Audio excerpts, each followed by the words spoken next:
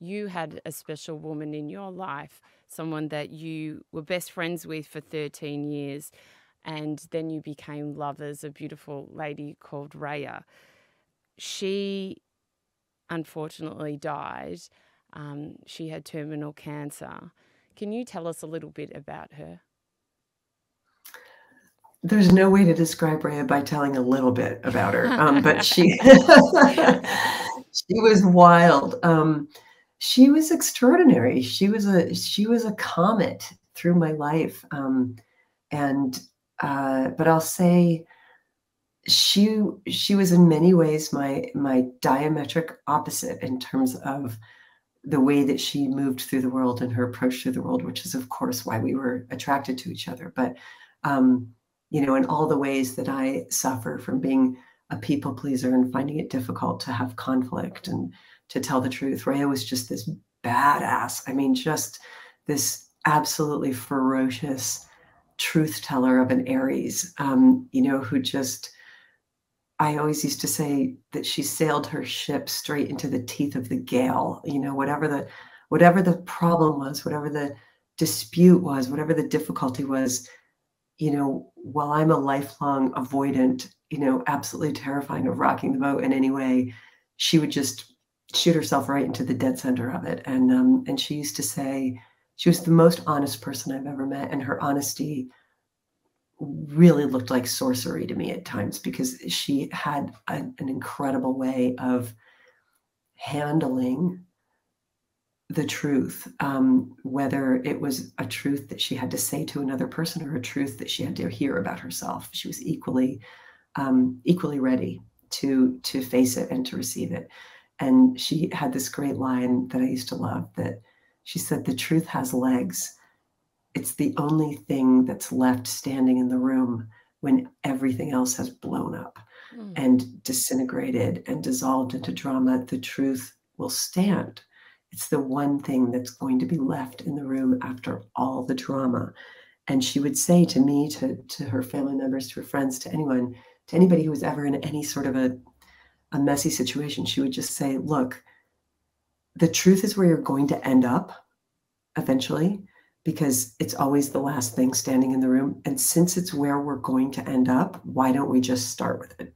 Like, let's just put it on the table now and skip all of the politeness and the diffusion and just begin, because that's where we're ending up anyway." So there was this directness, and she taught me so much about boundaries, but she also was incredibly kind and one of the most forgiving people I've ever met, and had such a deep understanding of human fallibility. She'd been a drug addict for a lot of her adult life and had lived on the streets and had lived in prison at times, and knew what it was like to be at the very bottom of your life, and to be at the bottom of culture, and to be looked down upon and scorned. And so she had this absolutely enormous, huge-hearted capacity to accept people for where they are, while at the same time not taking any shit from them.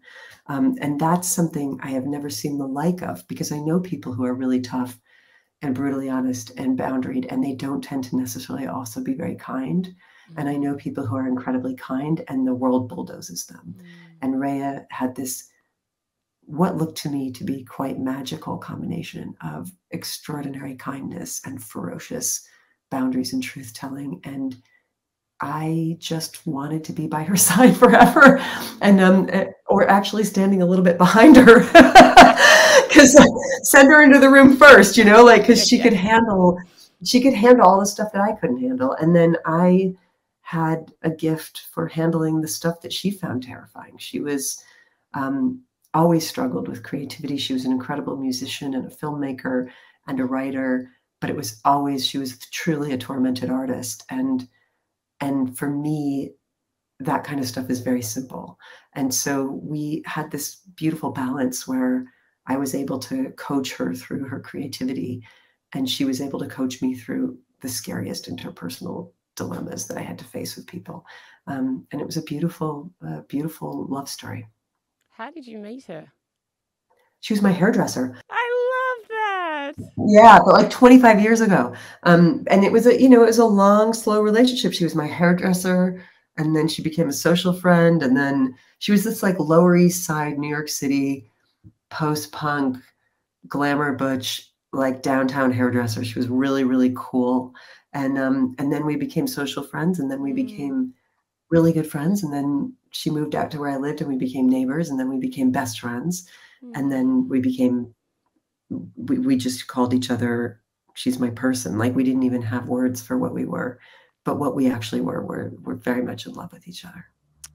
And so when she told you that she was dying, that was the moment that you had decided to tell her that you had feelings for her. And obviously, you know, you guys got together. But how was it knowing that you only had a finite amount of time together? It was a lot of things. It was horrifying, but it was also crystallizing. And man, nothing will put your priorities in order faster than a terminal cancer diagnosis, you know, in terms of what matters and how time should be spent.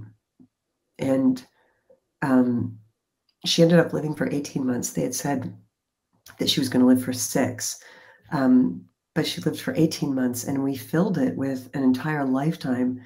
And I say that, I say that like a lifetime contains a lot. It doesn't just contain good things, you know, like it was a ride. It was a ride. And, but we created a lot of art.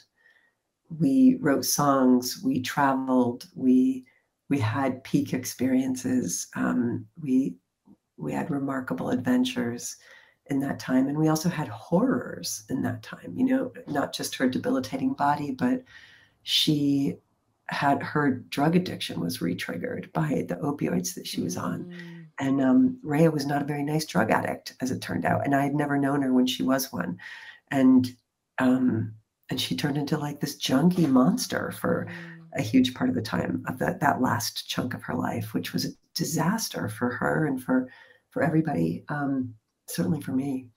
And then she pulled out of it somehow right before the end of her life and got herself straightened out enough to die sober, which was beautiful to behold. So it was intense. She was a very intense person. I'm a very intense person.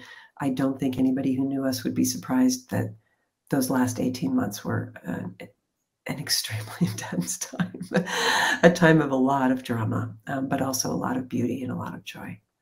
You write a lot about the heart, and I wonder what you learnt about your heart during that time and the capacity for the heart and love. Huh. Well, I learned that there is a part of me who is always at the ready, who would love nothing more than to disappear into another human being, to disappear into serving them, loving them, adoring them, making sure their every need is met, caring for them, prioritizing and centering them. And that is a beautiful thing about me, and it is a dangerous thing about me, because I don't have any brakes when it comes to that. And it's something that I have to be watchful of in myself, because I'm always looking for an opportunity to throw myself away. And there's no better way to throw myself away than to throw myself into somebody else. And so part of that journey was, you know, I got to experience the sort of battlefield resolve of being the primary caregiver of somebody who had a terrible cancer, and making every single one of her needs my priority, and being very good at that, and being very proud that I was that and that I was giving that. And I got to experience something that they call in the medical field caregiver collapse, which is also, maybe you could call it a codependent meltdown. But what happens when you give yourself away, even in the most romantic setting, when you give all of yourself away? If there's one thing that I have never known how to do, it's how to hold a little bit of myself in reserve, rather than pouring it entirely into someone. And so I really disregarded my own human needs and my own heart and my own existence during that time. And I did it, like nobody made me do it. I did it. And it's not the first time I've done it, so I think that was just the most extreme version. And knowing that Rayya had such a short time to live was, really did give me permission to